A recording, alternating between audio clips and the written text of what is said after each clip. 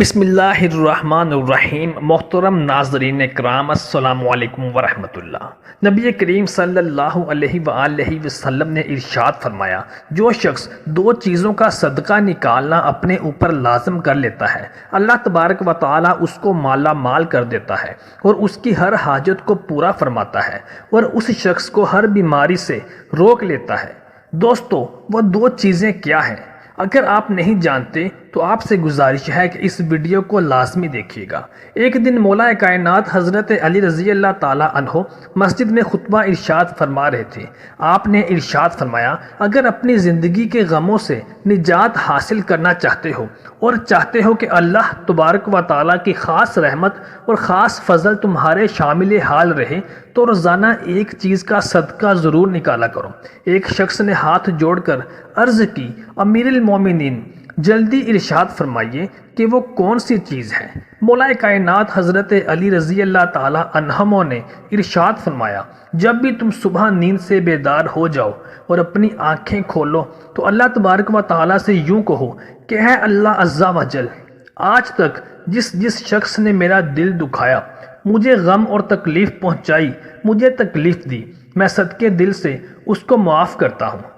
جب تم یہ کلمہ اپنے منہ سے نکالو گے تو اللہ تبارک و تعالی سب سے پہلے تو تمہارے سارے گناہوں کو معاف فرمائے گا اور اس کے بعد اپنے فرشتوں کو حکم دے گا کہ اے فرشتوں، اس شخص کی قسمت میں آج کے دن میں جو بھی غم اور پریشانیاں لکھی ہوئی تھیں وہ سب کی سب اس شخص سے دور کر دو اور اس کی ہر نیک حاجت کو پورا کر دو۔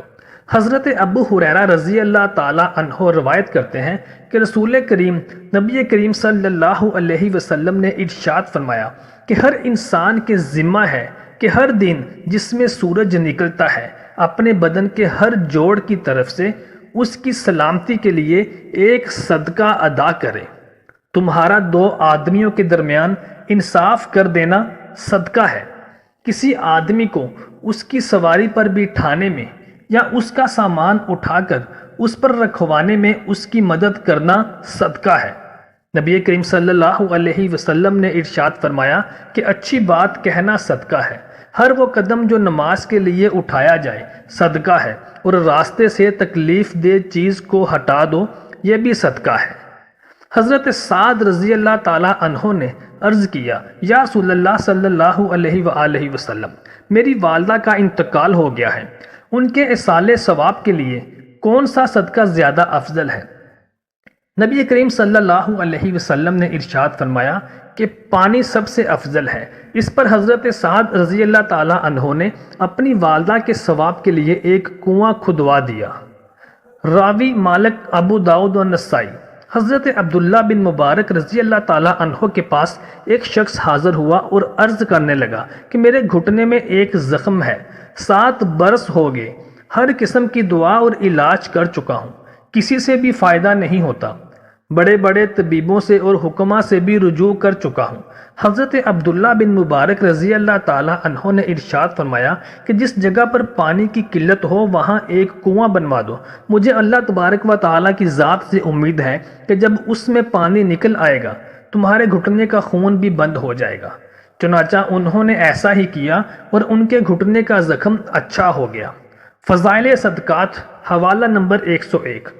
حضرت سیدنا ابو ذر غفاری رضی اللہ تعالی عنہ راوی ہیں کہ نبی کریم صلی اللہ علیہ وسلم نے ارشاد فرمایا، ہر مسلمان آدمی پر ہر دن صدقہ کرنا ضروری ہے۔ لوگوں نے عرض کی، اے اللہ کے رسول صلی اللہ علیہ وآلہ وسلم، ہمارے پاس اتنا مال کہاں ہے کہ روز صدقہ کریں؟